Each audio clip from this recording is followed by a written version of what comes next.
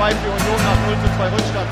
Muss mega trotzen und händelt die Chance, weil er mit dem Rücken zum Tor die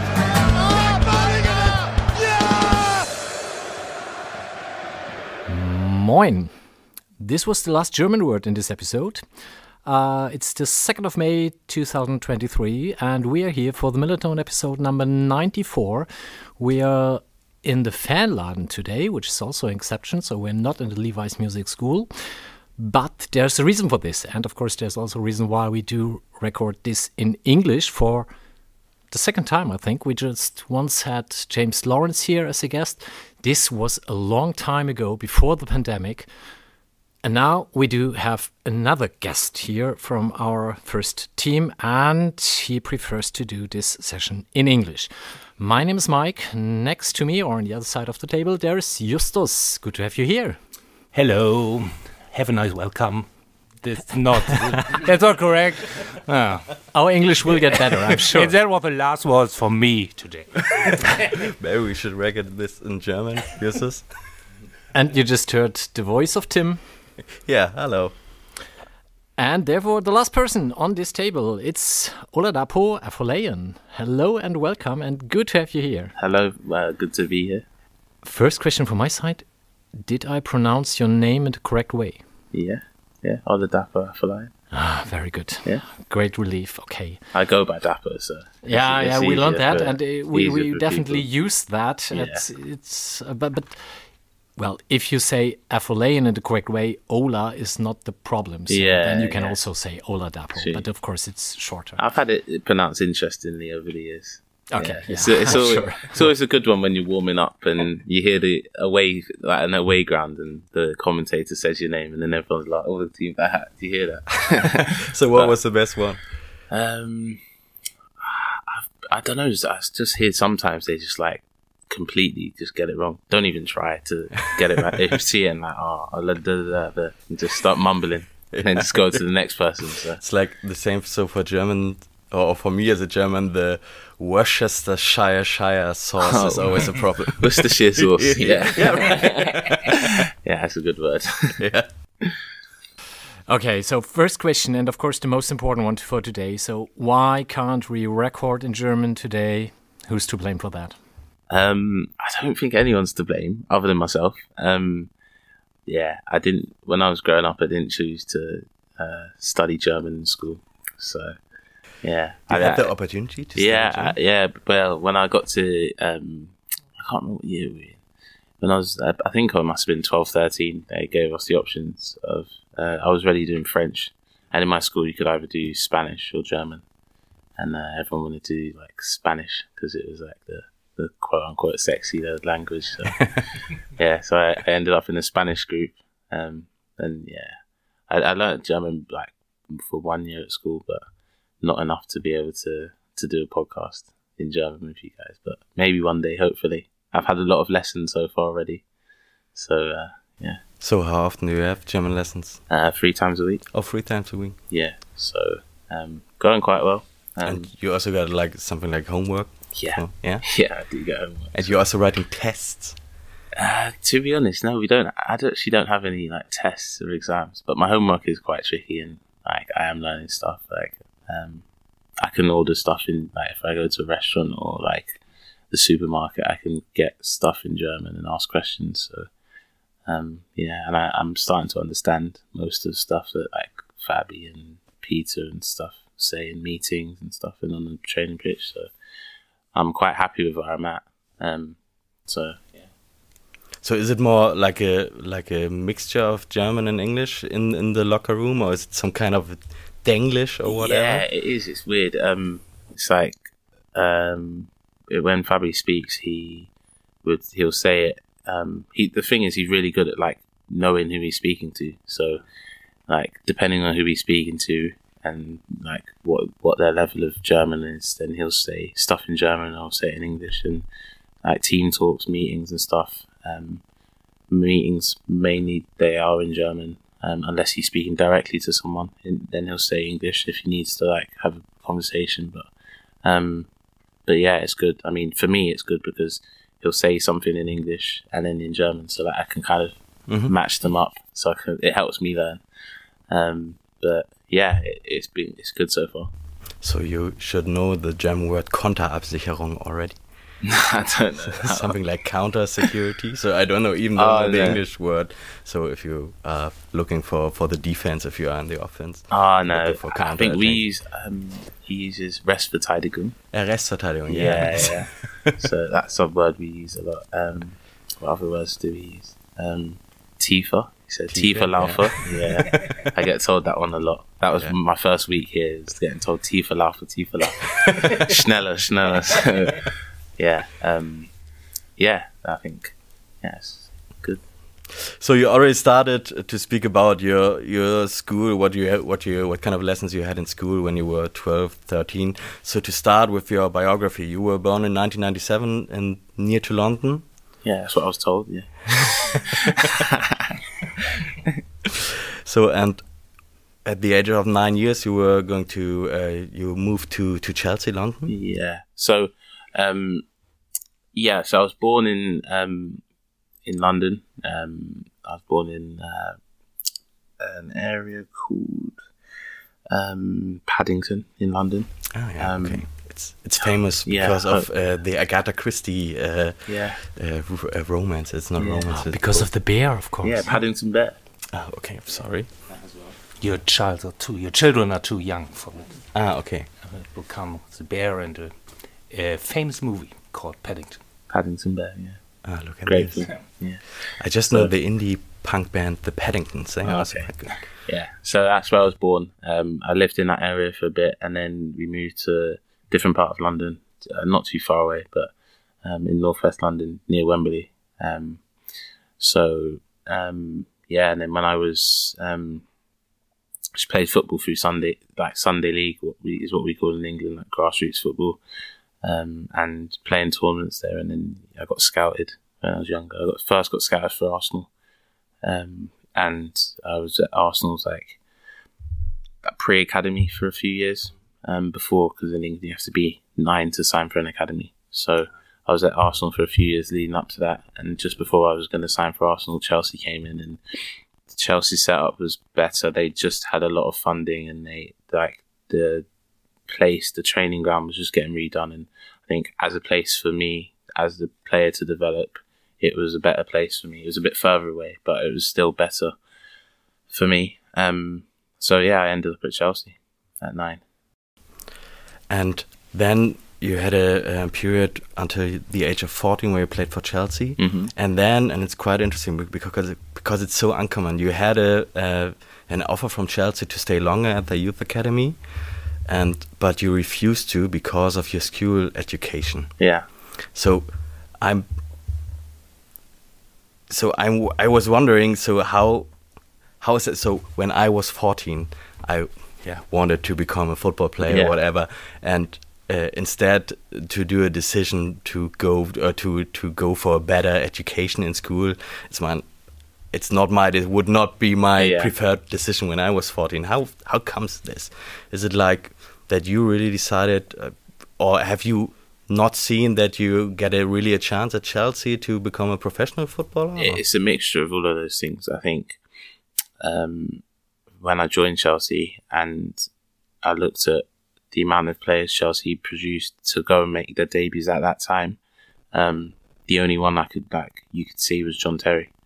And other than that, we had a lot of really good players who never really made the step up into the first team, especially, again, the funding that Chelsea had at the time was good for us as youngsters developing, but then to make that next step, it was really hard because there was a lot of international players, and if Chelsea needed a player, they'd go and buy whoever because they had the funds to do so.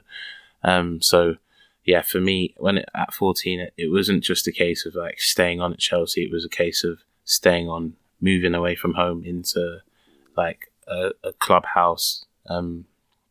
When I say giving up education, it's basically we do the bare minimum that was required by the government, which was just English, maths, and one science or something like that. So for me, looking at it as a kid, and for my parents especially looking at it, I think we looked at and weighed up the risks, because it's a really big risk to take for a 14-year-old to take him out of school for maybe a year or two, and then to miss out on 2 really important years of learning. And if it doesn't work out, then you're looking at trying to try and get back into school, which is going to be really hard, having not learned enough over the last couple of years. And then the same way with getting back into like football, it would be tough to keep in that same place. So I as well, because I'm born in September, and in England we do school years from September to September. So I was a year up in school. So I was actually in the year above that I was supposed to be in, because I'm born really early in September. So they just put me in the year up at my first school. So I was in the year coming up to my GCSEs, which are really important in England. I think it's the first like public qualification that you have. So I was coming up to doing that. So with all the travelling to Chelsea and everything like that, it was just going to be too tough. And I always knew like it was important. And part of me as well, I don't think I was, I wouldn't say like I was like at the top part of my age group. Like my age group was, like, again, I still think my age group was one of the best age groups to ever come through at Chelsea's academy. Like some of the players that I grew up with who are playing now, I think out of my team that when we started when we were 9, I think there's about 5 or 6 playing in the Premier League, some playing in Europe right now, in Syria, Championship. Like I'm playing Bundesliga too, so doing quite well for myself as an age group. So at that time I was kind of in the middle of the group, so I think it made sense for me and my family to go to a club closer to home where I could carry on studying, and yeah, that's what we did. You at Chelsea you always played, so you're playing as a winger now.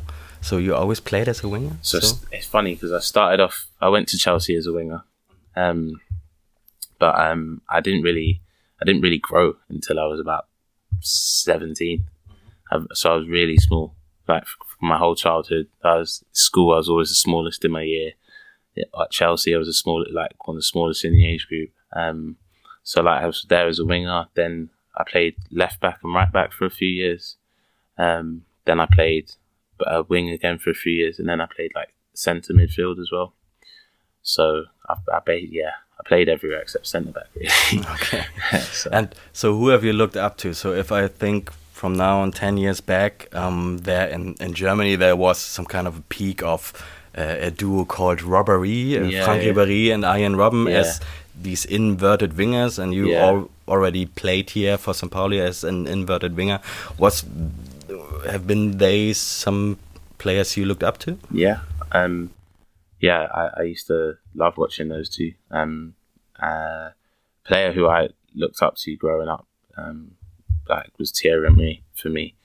I like being in that left channel, similar to how he was, and that finish he's got when he opens up on his right foot and puts it in the far corner. That's something that I've almost tried to perfect over the years. But yeah, again, another one for me was Messi, Ronaldinho, players like that, good dribblers and entertainers. That's what I like to be on the pitch. I like to try and entertain the crowd, get people off their feet. I mean, here people are already standing, but in England they have to stand. Yeah, but yeah, I think that's a big part of it. I mean, I'm a massive football fan myself, and I understand what football's about. Football people pay their good hard-earned money to come be entertained and to watch something that they enjoy. So for us, I always say it. Sometimes I say it to my friends. I said we're just glorified entertainers, footballers. So yeah. When you say you're a big football supporter yourself, you played for Chelsea. Are you allowed to love Thierry Henry? Yeah. Why? Most of my team was Arsenal fans. Okay. At Chelsea. And why haven't you moved to Arsenal then? See, that's that. Yeah. I don't know. Sometimes I think would I have been happier playing for Arsenal, but I have no idea. I think that at the time Arsenal's academy was a bit. I don't know. It was a bit unrefined. That's a good way of putting it. It wasn't as glamorous as the Chelsea setup. I mean, at the time, I remember when Chelsea were trying to sign me, they were throwing all the stops out. Like, I went to Stamford Bridge and watched them beat Man United 3-0 and lift the Premier League trophy and stuff like this. And yeah, Chelsea were kind of the powerhouse in England at the time. So I think the timing of it was good for me, because yeah, it was good. We learned a lot. We had some great coaches, great players to look up to as well. And yeah, with the way the training ground was, we weren't too far away from the first team as well. Like, we could see them, we could like meet them sometimes and stuff like that, which was good. It gives you something to look up to. Like, we trained on one side and they were on the other side, and the goal for us was to get to the other side. So yeah. So at the age of 15, you moved with your family to Canada. Yeah. So it was for working. Yeah, my mum had a job out there. She worked in London in 2012 for the Olympics, and she did her work was based on like traffic and planning and stuff. So she planned a lot of like the stuff for the Olympics. I think she started working there in about 2008 and worked all the way up until the Olympics, and then for a little bit afterwards. And I remember she was working for Olympic Delivery Authority, so it's a company that every single city that hosts the Olympics, they have Olympic Delivery Authority whose job it is to deliver the Olympics.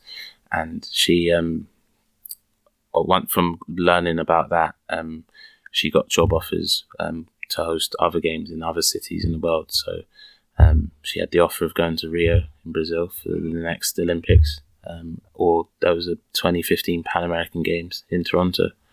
So we ended up in Toronto because I think the transition would have been easier than moving to Brazil. It would have been interesting, that, but yeah, I think the transition to Toronto and life there was a little bit easier. So you played there also for Toronto FC, for the youth team. Yeah. You also trained with the pros there. Yeah. You played also for the team of the University of Toronto. Mm-hmm. I read about it. Mm-hmm. And with 18, you moved back to England to study, and this is a difficult word for Germans, Yeah. at the Loughborough University. Yeah, Loughborough, yeah. And you studied civil engineering, right? Mm-hmm.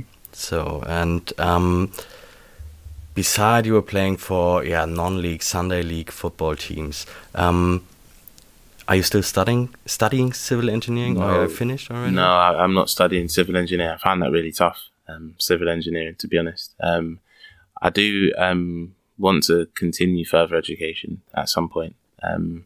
I don't think it'll be in civil engineering. I think, again, I was a lot younger when I picked that, and that was a lot to do with like what I was good at in school. One thing that it's weird because I haven't been to university, I have a weird relationship with how I view universities nowadays, because I do think it's hard that as a society we ask 18-year-olds to pick something that they're supposed to do for the rest of their lives. Like, again, my little sister's just graduated from university. She studied law and criminology. And again, I'm not sure exactly what she's going to do for the rest of her life. She's 22 now, and I mean, she's got other interests than what she was interested in then. So yeah, for me, I was good at maths and sciences and stuff like that. So that's how I ended up down the civil engineering route. But I'm interested in like psychology and how the mind works, especially with football.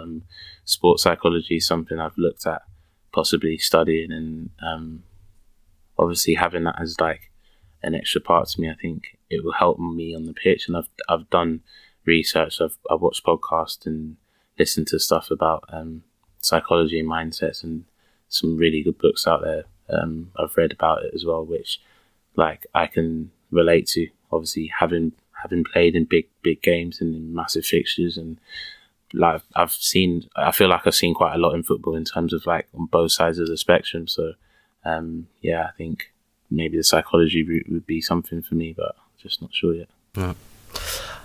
At this time, so you were 18, 19 when you were a student of civil engineering and you played Sunday league football.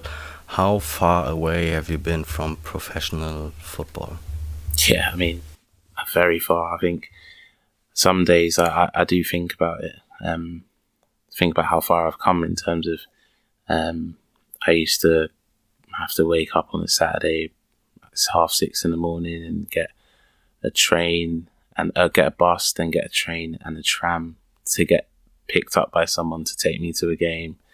And then when I get to the game, like, it wasn't a case of you show up and you warm up. It was a case of you have to go into the shed, unlock it, get the nets out, get the goalposts, take them, carry them to the pitch. Obviously, me being one of the young ones, it was basically my job to do. So yeah, I mean, when I was there, that was the thing for me. I was just happy playing football. That's all what it's been for me. It's just been the enjoyment of it and playing football at that level. Yeah, it was the fun of it. I remember scoring a hat trick in a game once, and like all the older lads were offering me like drinks in the bar after and stuff. I was like, I'm just happy with the hat trick, to be honest. Yeah. So, and have you thought about becoming a pro? I mean, since I was a kid, like the dream of being a pro was always there. But I think one thing for me that was good for me is that I was always realistic, and I always knew it'd be hard, and that it wasn't like it was a dream. It wasn't like I wasn't desperate. Like, obviously I was like, I'm passionate and I wanted to, and I worked really hard, but like I always knew that like if I worked hard enough and I was good enough and I had enough talent, then an opportunity would arise, and like it's just up to me to take that opportunity.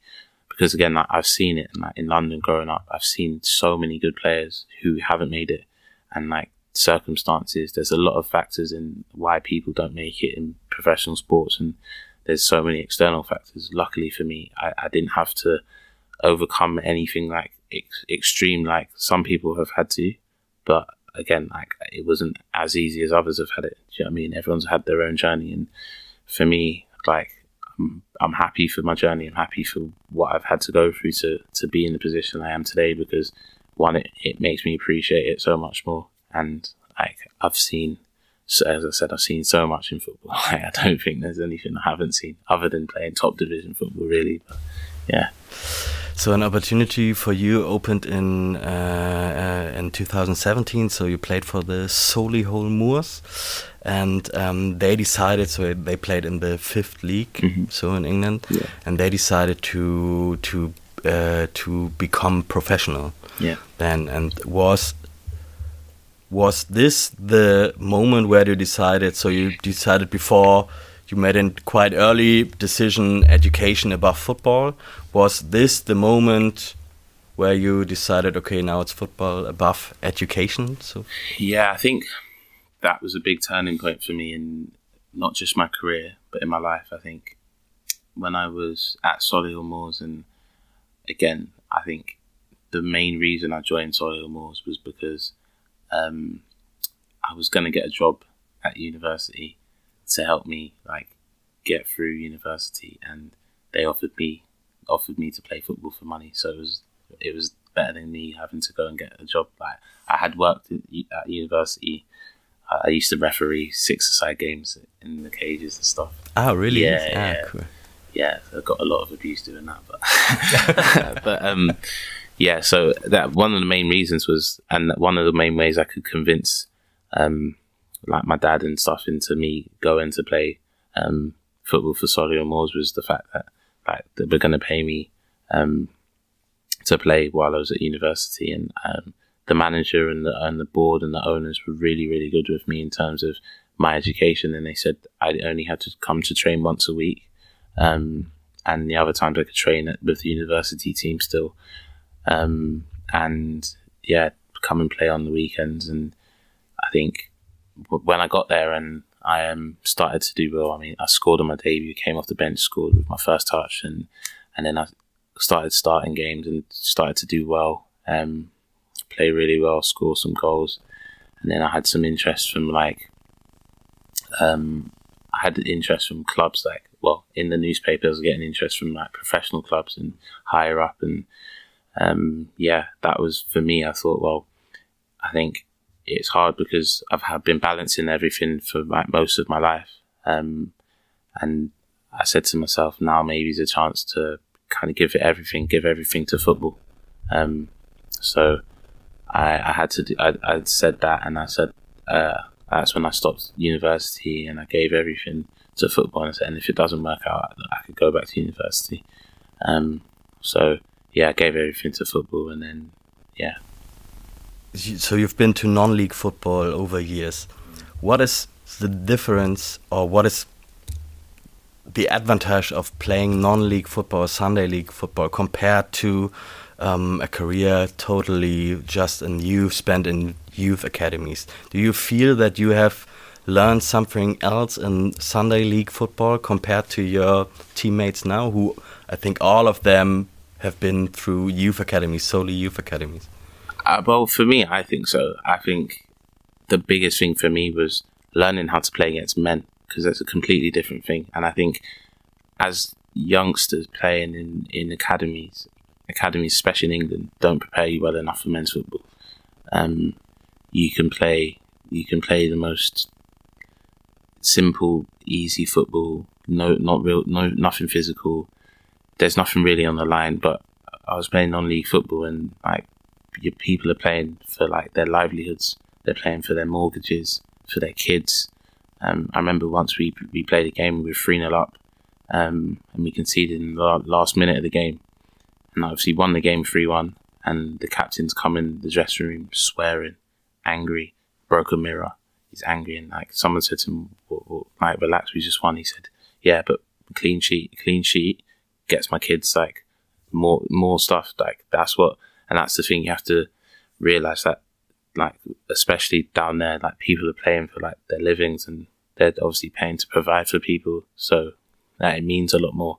It helps me realize that every day, every game means something. And yeah, because in youth football, yeah, if you have a bad game, it's okay next time. But in men's football, it's not the case. Results matter. People's jobs are on the line. Like, if a club doesn't succeed and you get relegated or whatever, then the club can't provide for the community and stuff like that. So I think that was a big thing for me to understand and to see from such a young age, is that it matters. And then playing against men as well, having to use your body in a different way, having to play smarter, I think it's a big part of football, but it's really underestimated, is learning to actually like win games. Like, it's not always going to be pretty, but to be able to go to different places and win games, I think it's something that is underestimated. And again, like, you can have all the tactics in the world. I mean, Man City are one of the best teams in the world, but I saw them sit behind the ball for 90 minutes against Arsenal and win 3-1. And I think Pep Guardiola, that was the lowest possession Pep Guardiola teams had in the league, and they come out with one of the biggest victories that they needed. And that's all. Sometimes that's what football's like. So I think that was a big thing for me to learn. I always think of kind of a dystopia from youth academies are just coming players who are acting like robots because they have the same tactical skills learned there. And when I prepared for this podcast, I thought maybe some kind of creativity is something you can't learn in a youth academy, and you learn it more like if you are some kind of free in your mind and playing free football as you want, as you wish. So is this one of your strengths? You're playing as a winger, you need, if for one against one situations, you need this kind of creativity also in the direct duels. So is this one of your strengths, you would say? Yeah, I think massively. I think it's just the way I approach the game. I'm not a player who does anything particularly fancy, I don't think. I just manipulate the ball well, use my body well, and back myself to be quicker or stronger than my opponent. I think in that regard, like, I do think a lot about positioning my body to the ball and where, when I can get an opponent squared up, and if their body's in the wrong position, if I go one way, no matter how quick or slow I go, they can't react quick enough. So I think for me, that's a massive advantage, is the way I think about the game.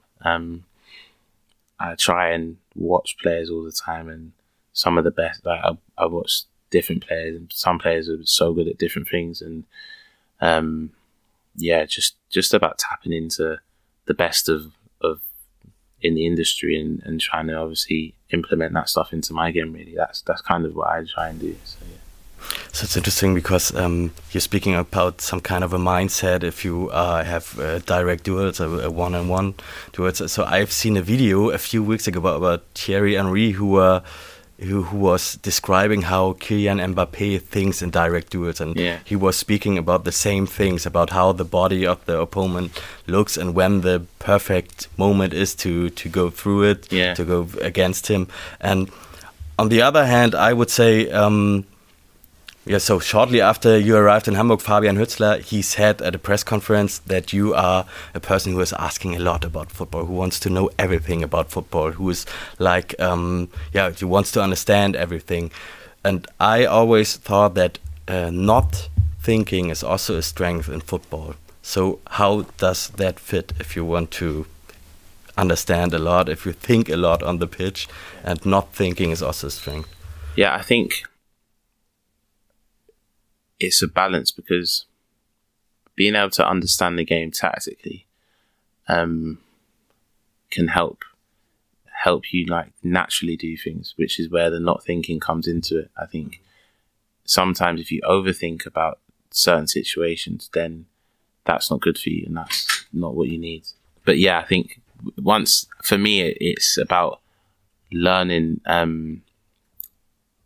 in the game and learning tactical stuff to make it easier to do things more seamlessly. Like, since being here, about moving into the right spaces at the right times. I think that's a massive thing, and again, Fabi has coached me on so much stuff since being here, and again, like, there's some things, like my goal against Sandhausen, I think we worked on that for weeks leading up to like the game, about specific movements, about being wide and when I'm coming inside, doing different things, not always taking the shot too early, maybe faking it once or twice to wait until the right moment to do that. And again, learning about that, and then in the game it just happened naturally. Like, I didn't think about it too much. That's the thing. So I think, again, it's just about having the perfect balance. I understand what you mean about not thinking and playing off instinct, but I think football, especially nowadays, and especially since coming to Germany,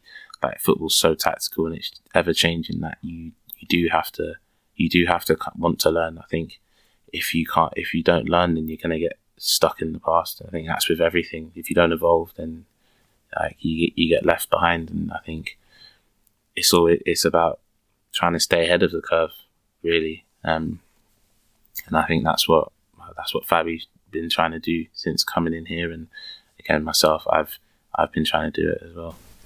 So you moved to West Ham in 2018. So after you described, have you felt like some kind of left behind in terms of tactical skills compared to players from youth academies? A little bit.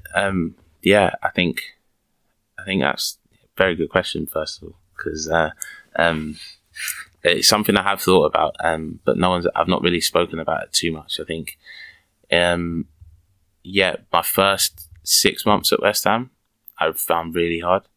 I think for a couple of reasons. Firstly, the perception I had going into West Ham. I think people saw me as a non-league footballer, not like on the same level as everyone else, and that, for me, I found that kind of hard, and that stigma, it took me a while to kind of overcome that. And then again, also like technically and tactically getting up to the same level. Like, I could do everything that everyone else could do, but it's about doing it consistently well, having the right mindset to do it, and being a professional. Like, for me, coming from like non-league football to professional football at a Premier League club was a crazy transition for me. Being in every day, training every day, doing extras after training, doing gym, like, yeah, it was really hard for me. And like, I think something that showed how hard it was for me was after my first season, when I came back the year after, I got injured really early in the season. I did my knee, and like, that was part of my injury of my knee was overuse.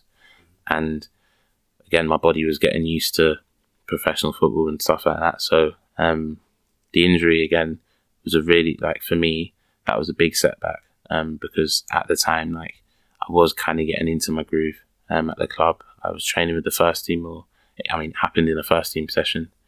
And again, one of the boys who went into the session after I got injured for me made his debut the week after, scored in his debut, then made his Premier League debut, and like his career spiraled from that. And again, he was a very good player. He's playing the Championship and he deserved it. But like, always sitting back, it's maybe that could have been me. That could have been my opportunity. But again, seeing that and like being injured at the time, again, I just worked hard to get back and to try and get back into fitness and see what could happen. I think I saw the first 6 months how they panned out at West Ham and playing under 23s football. And as I said, I didn't feel like youth football was doing anything for me in terms of making me a better footballer.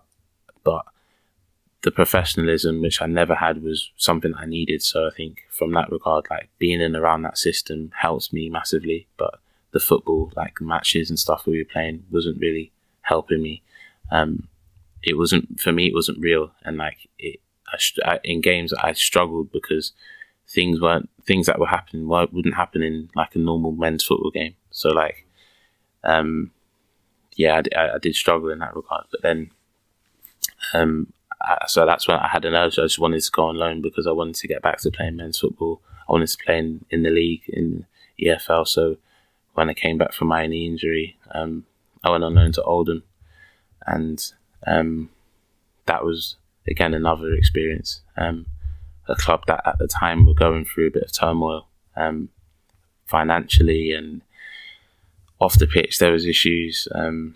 We had the manager there was at the time Paul Scholes, who again unbelievable player and great person, one of the best people I've met in football, and yeah, he ended up leaving after a short space of time because of obviously everything that was happening behind the scenes. So that made that period hard.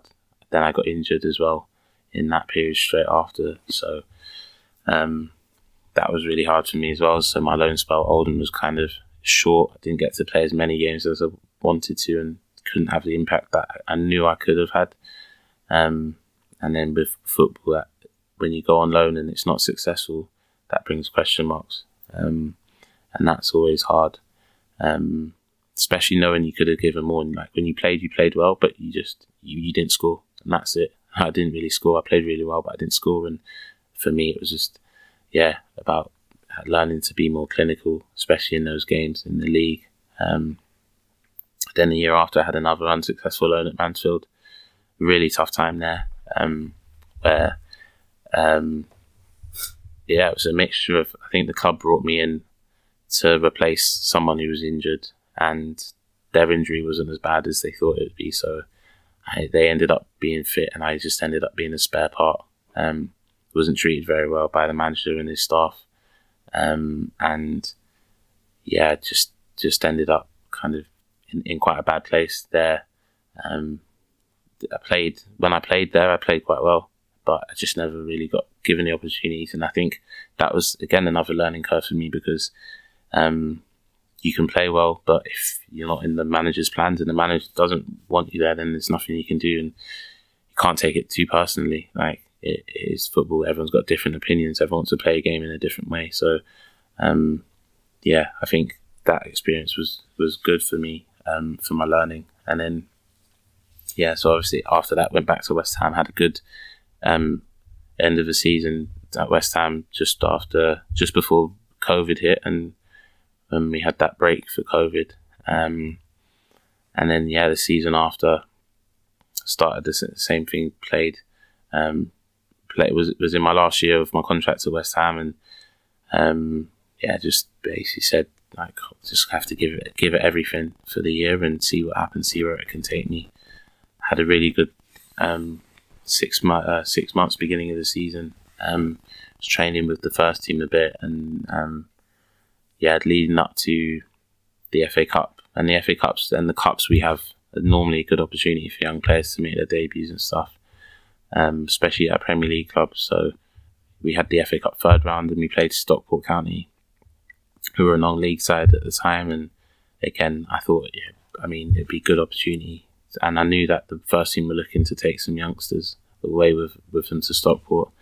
But yeah, another disappointment. I wasn't picked in that squad where some other the boys in the team were picked. And that, for me, I thought at that point, like my time at West Ham it was almost done. I was looking, we were in January, I was thinking I'm going to have to go on loan again here or leave for good. And then we had the next round against Doncaster, and again, I just carried on training. I just knew that I needed to train to make sure I was ready for whatever opportunity came my way. We played a game on a Friday night, I think, against Tottenham. And before the game, the head of academy just said to me, just give everything you can for 60 minutes. I was thinking that's a bit strange. Like, why 60 minutes? Am I going to have a bad game or something? And then, after 60 minutes, I think it was 0-0 at the time, and came off, and like the 23s coach said, I'm taking you off because you're in the squad for the first team tomorrow. I said, what? And he said, yeah. So, then the first team manager, David Moyes, and Kevin Nolan were in the stands, and Kevin Nolan came over to me and said, well done, well played, and you're in the squad for us tomorrow. And so I couldn't really sleep that night. I was nervous. Got to the game on the Saturday for the first team, and was on the bench along with a few of the other boys, and sat there, and we went 1-0 up quite early, then we go 2-0 up, and then I think it went 3-0, and obviously on the bench as well was like Declan Rice and Michael Antonio, and like Declan, I'm good friends with Dec and Mick, and they were saying to Kev, like, go on, get Dapo on. And like, I was warming up, and then, they called me over, and I came on, and then I don't even know if it was my first touch, but I think I scored with my first touch, which, like, for me, I think that moment, like, as a culmination of like everything I'd been through in my career up to that point, all the decisions I'd made, all the people who said I wouldn't have made it, and things like that. I think that moment for me is something that no one can ever take away from me, no matter what had happened in my career after that. No one could ever take that away from me, and like, to have that moment there was so special to me, and still is to this day. So, it was an unbelievable moment, unbelievable day. Was super tired as well, considering I played the day before, but somehow got through it all. But it was really good. You moved to the Bolton Wanderers, afterwards also on loan at first, and then for a fixed transfer. You were quite successful with them. You got promoted. Your first goal you scored in the game where you promoted. And it took me a long while to score. A long while. I had a lot of people again, and that was another weird one. It's similar to like my Oldham loan spell where I played really well, but just hadn't scored. And then I think in that run we had, it was so strange. Like, it was a similar run to what we had here when I joined St. Pauli. I joined and we won. I think we won 7 or 8 in a row. Then I think we went unbeaten for 14 in a row, and we went from 20th in the league to just outside like the automatic promotion places. And obviously in League 2, it's a bit easier to get promoted because the top 3 get promoted automatically. Then playoffs is 4th, 5th, 6th, and 7th. So like, we had a real chance at promotion. And again, in that season, like, I hit the post. I mean, the striker, I think he scored 20 goals, and I think 3 of them I hit the post and he rebounded, he tapped the rebound in. So, like, again, as a team, we functioned really well. And again, at that time in my career, it was exactly what I needed. I needed to get to a team and it was something that I had neglected in my career in terms of picking teams that play in the same style of play that I'm suited to. And it's probably the biggest thing, the most important thing as a player that you should really think about, but it's something that not everyone does. And going there, and again, the manager, he never trusted me, and he was amazing with me, especially when I came in really good with me. And we were playing really good football, and we ended up getting promoted that season. And scored on the last day, which made it even better. So you've been really popular for the Bolton supporters. So there was also a song that they sing for you. You know the song Starman? Yeah, with the David Bowie melody about Starman. Yeah, they had a few. Yeah, there's a star. You had a few. Yeah. What was the other one? Dapo Afolayan.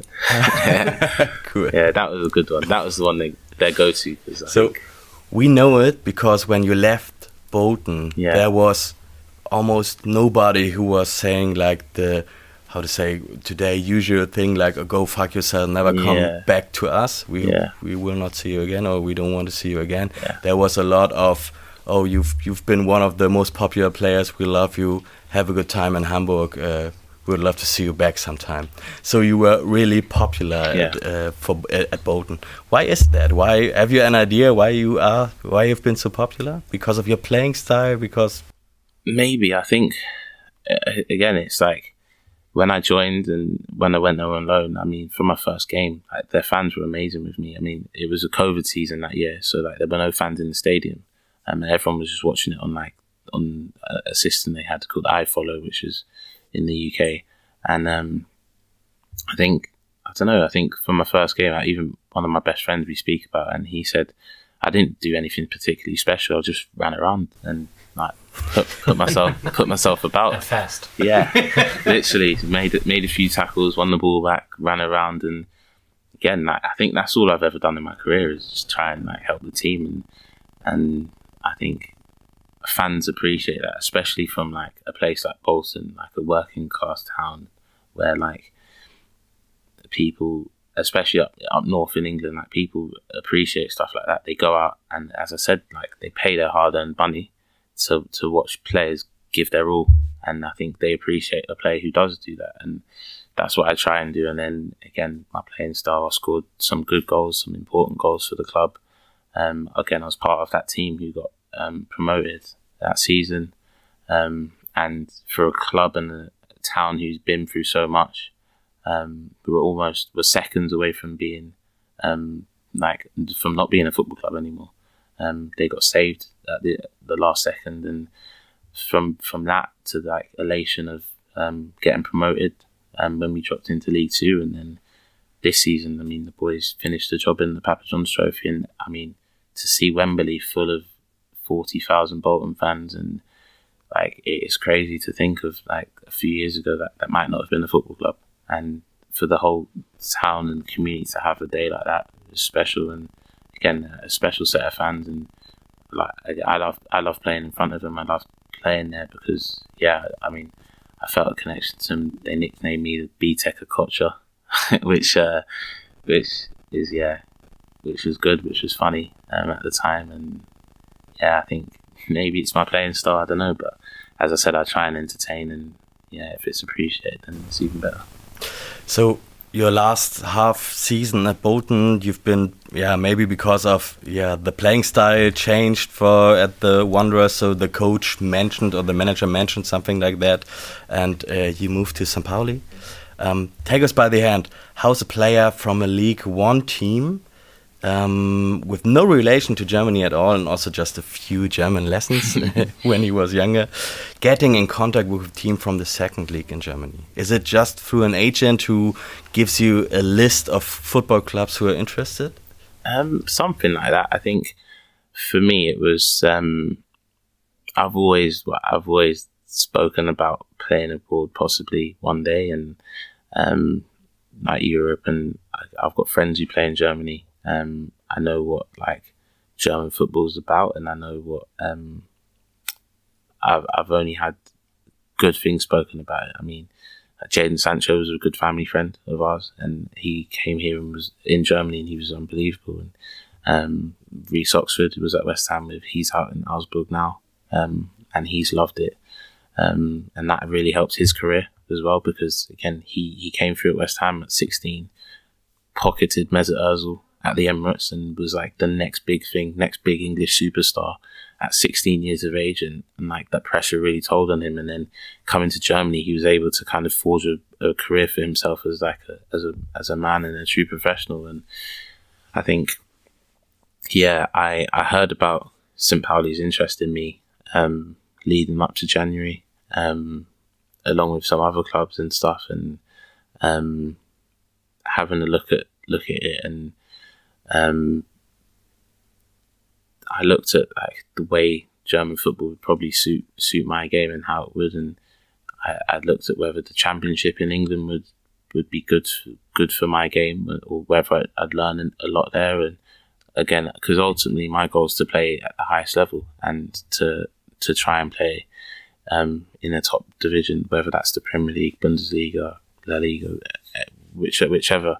I think that's my ultimate goal. So I looked at what would prepare me best for that, or what would give me the best opportunity to go and achieve that. And yeah, I heard about St. Pauli's interest in me, and then funnily enough, like I knew about the club from when I was younger. Why? I think when I was at Chelsea, because of our trophies, of course. When I was younger, I think we played. A youth tournament, a game in the youth tournament against St. Pauli when I was younger. Because I think we played in Nuremberg. There was a tournament there, and I remember playing a team who had like I remember the Skull, and they had like crazy supporters with them, like for a young team. And I remember this. I was thinking like, oh, who's this team? And again, one of my favourite things to do while I was at university was to watch YouTube videos. And there was a Copper 90 documentary about St. Pauli. Right. So I remember watching that. Like, I think I looked at it, but when I was coming to the club, I went on YouTube to watch it again. I think that was like 8-9 years ago. So I was probably in my bedroom at university, just sat watching this documentary about a football club in Germany. And so like I knew about it, and I have the same agent as Jackson. So he told me about how much Jackson loves it here and everything like that as well. And I spoke to some people at the club when they got into contact, and they made some bids in for me, and came out here to visit. And yeah, I was like, I met Fabi, and I was sold on everything that he was showing me, and how that they wanted me to play, how I see me fitting into the system, and everything I'd heard about the club from other people. Yeah, I was a bit tentative at first to come to Germany at this point in my career, because again, after the season I had last year, I felt like I was on the cusp of like really like making that next step in English football. But for a few reasons it didn't happen, and obviously this opportunity came, and I looked at it, and again, like I knew that coming here, some people, it would raise a few eyebrows, especially back home. Like people who don't know a lot about like the football over here would just look at the league table, for example, at the time, and just think, well, like that's an interesting sort of move. And yeah, it was an interesting move. And for me, the main thing was the football and how we play. And again, I went to Bolton when we were 20th in the league in a so-called relegation battle, and we got promoted that season. So I said to my friends, who's to say the same thing couldn't happen here? And then we came here, we won 10 in a row, and we were like, wow, jeez, hold on. But yeah. So your decision was mainly based on the same playing style, on what you've already said. You thought about what club fits best to my playing style. Yeah. After St. Pauli, you also have some specific values beside football. How important are these values for your decision? Yeah, massively as well, because I think it's very rare that as a player in your career you get to play for a club that stands for something. I mean, I've seen it with other clubs and players where players have made statements or players have come out against certain things, and clubs have condemned them because the club doesn't want to get involved. And it's something that I massively respect about this club, is that the club will support you and back you in like trying to do the right thing. And I think that's ultimately what this club's about. It's about like community, looking out for each other and standing up for what's right. And I mean, if you can't get behind that, then I mean, I don't know what kind of person you are. And I think as players, I think, well, for me personally, I can't speak for everyone, but for me personally, I think as a player, it makes me proud to play for like a club that stands up and means something, not just to like people here in the community, but around the world as well. I think anyone who knows anything about St. Pauli knows like what the club's about, and yeah, I think we should get a lot of respect out for the way like we go about things. And again, every day, and I'm in the building, and when I'm walking the streets and then around the city, and the feeling I get from being part of like this family of St. Pauli is, yeah, it's amazing. And the people that work at the club, that support the club, the fans, the ultras, everything. Yeah, it just, for me, it's a really good environment to be in, and yeah, I'm grateful to be here. So one of the peaks of this, how to say, of this community and of the fans and the supporters you've experienced at the derby, at the Hamburg derby. So have you played Hamburg derbies, or kind of derbies before? Also in non-league football, are there some, how to say, some really specific derbies, or is there nothing compared to the Hamburg derby? I mean, nothing compared to the Hamburg derby. However, I mean, I've played in like derbies before. Like, when I was at Bolton, we played against Wigan. Wigan's 10 minutes away, and that's a local derby. And yeah, that's a big game, especially for the fans. And growing up, I mean, you play against London clubs in academies all the time, and those are always feisty fixtures, just purely because it's Arsenal, Tottenham, or Chelsea, West Ham, stuff like that. All those London derbies and stuff. But in men's football, generally in all football, I've not played in an atmosphere like that before. I've not been in a stadium in an atmosphere like that before. I had family over, and we were all at the European Championship finals, Euro 2020 finals at Wembley, England, Italy, a few years ago, and we all said that the atmosphere like last week or 2 weeks ago there was better than the atmosphere at the Euros final, which says a lot.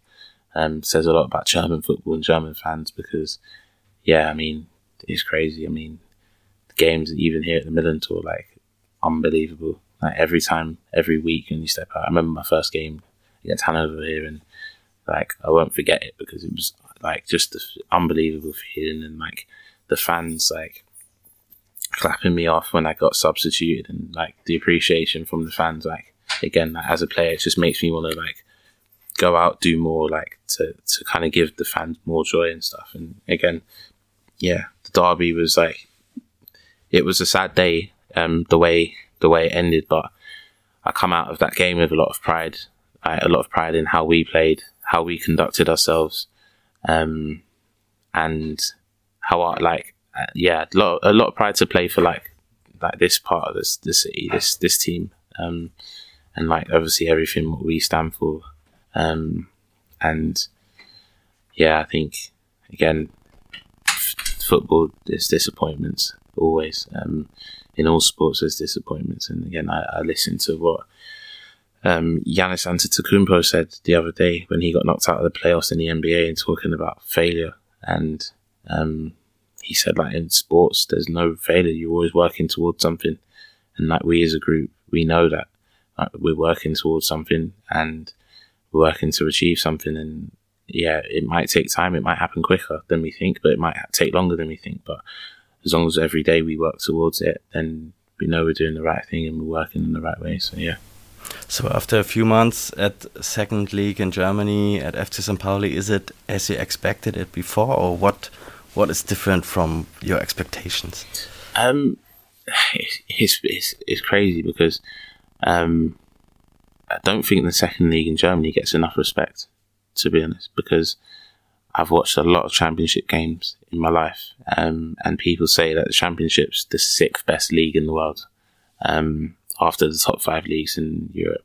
And I've seen the fans at this level. I've seen the stadiums, the infrastructure, the pitches, the setups with the referees, VAR, and the tactics, the players that we have in this league, like barring like some of the big teams that get relegated from the Premier League, it's not like that in England. And I think one of the big things for me when I came was like, I said, like, this level's like extremely, extremely tough, and like I could only liken it to when I was at West Ham training with the first team at West Ham, and like the level of training here and the level of playing the matches here, like to me was very similar to like when I was training and playing with the West Ham first team. So yeah, like I don't think it gets as much respect as it deserves. Well,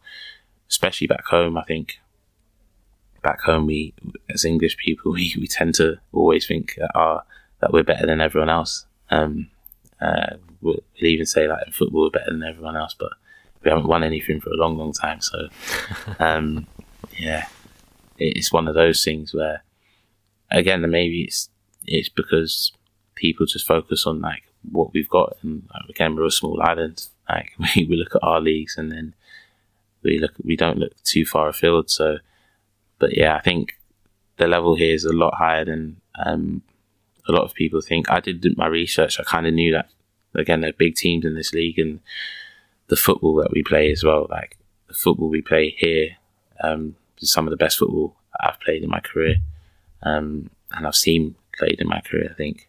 So yeah, I think this level is as good, if not better, than the Championship in my eyes. But again, I've not played in the Championship to say it. But I mean, I spoke to people who have, and I mean, one of the Bielefeld players I spoke to last week, who was on loan in the Championship first half of the season and is now on loan here, has said the same thing to me. Said that this level is better than the Championship. So yeah, must be doing something right over here. So Fabian Hürzeler, he is always speaking about a process that he and the complete team is running through. And so at what step you see you and your team at this process, and what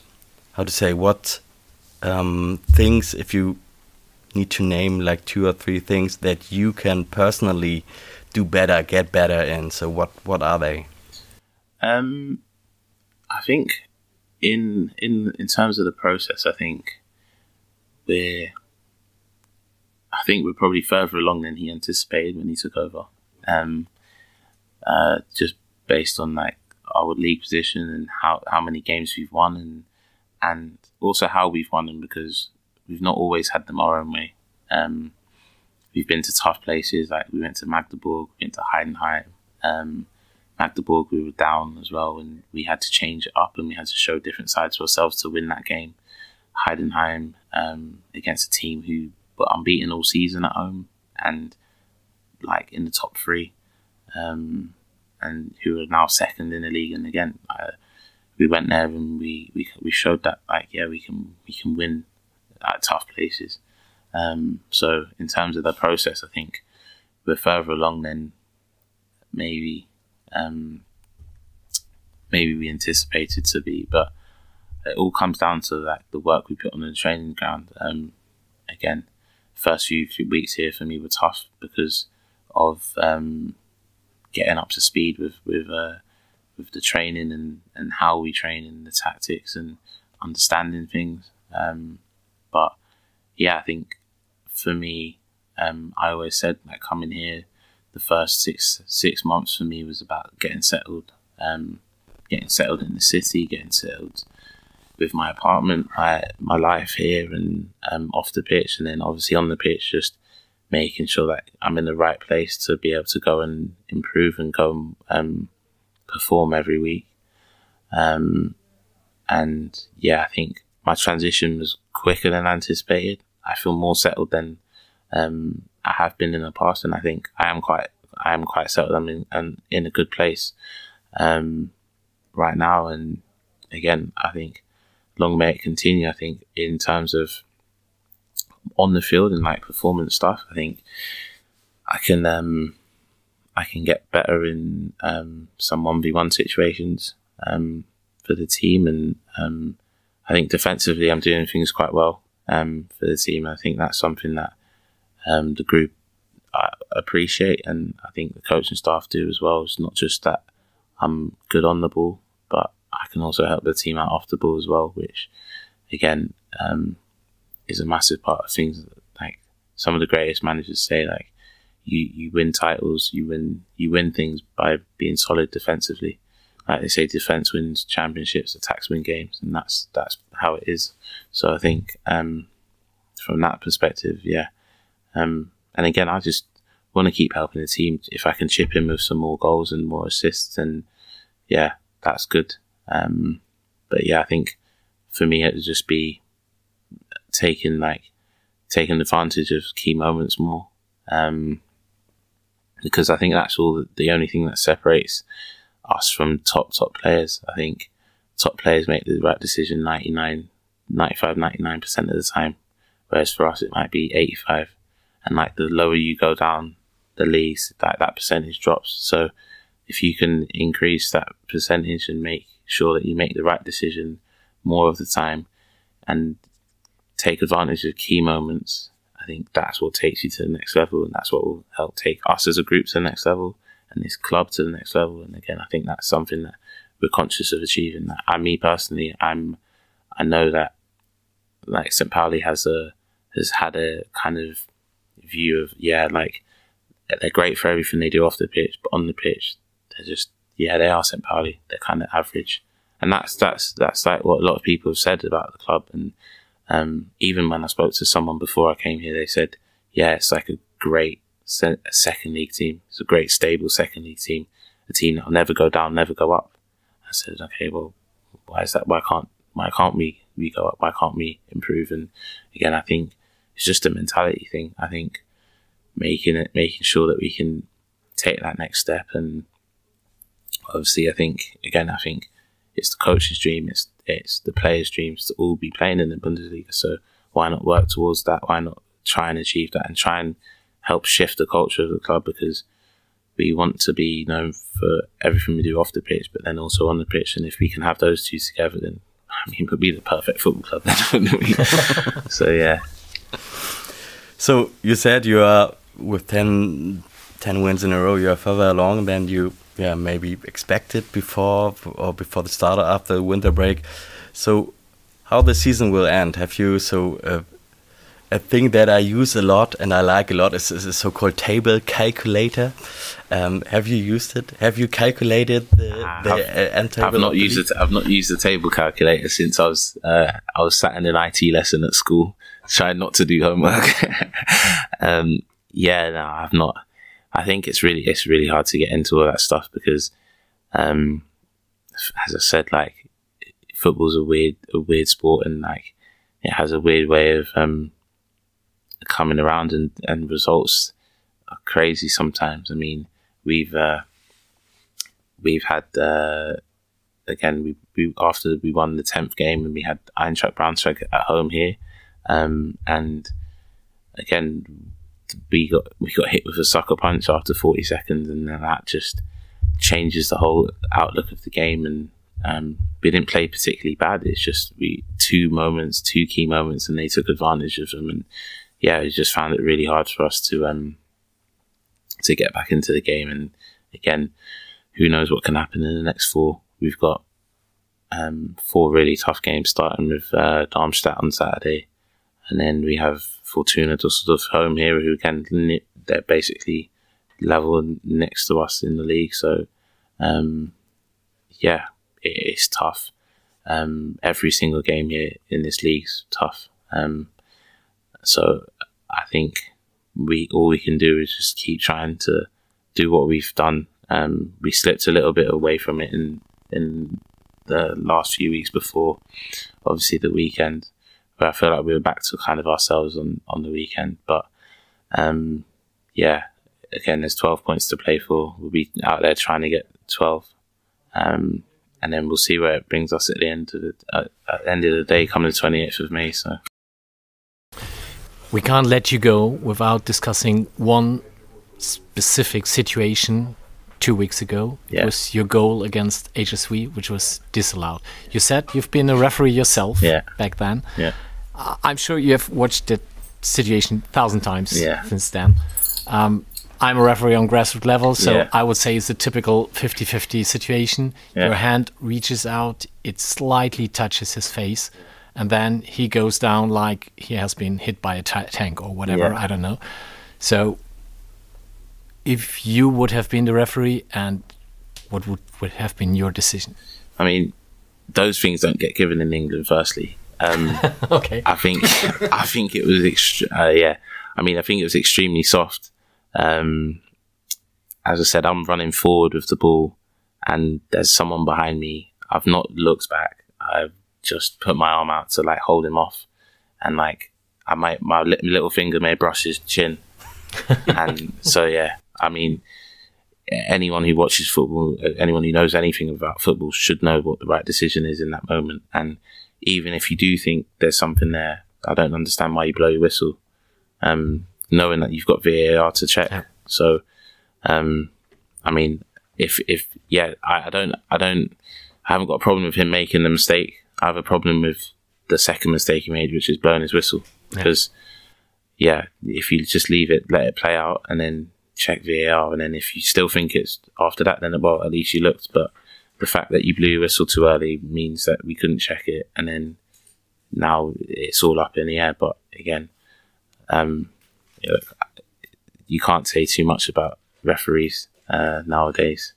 They're always listening. They're always out trying to protect themselves, protect each other. So, it's just one of those things. I mean, I'm sure it won't be the last bad decision that happens to us. And it's just about how we deal with it. I still think we had more than enough to win that game. I just think we're unlucky in a lot of moments, and that's just another one of them.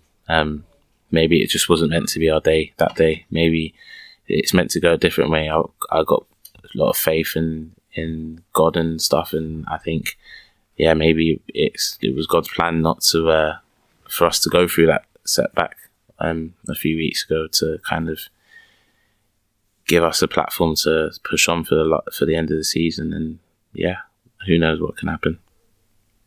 Yeah, you just need to win the last remaining 4 games, and then you probably get another 2. Yeah, we will see. Hopefully. Okay. Fingers crossed. Perfect. Thanks a lot for your time, Dapo. No problem. It's been a pleasure. Really a pleasure from our side. And we just say good luck for the last 4 games. Thank win you. it, and we don't have any interest at all, of course. So Thank it's just for you. So thanks and all the best. No worries. Thank you.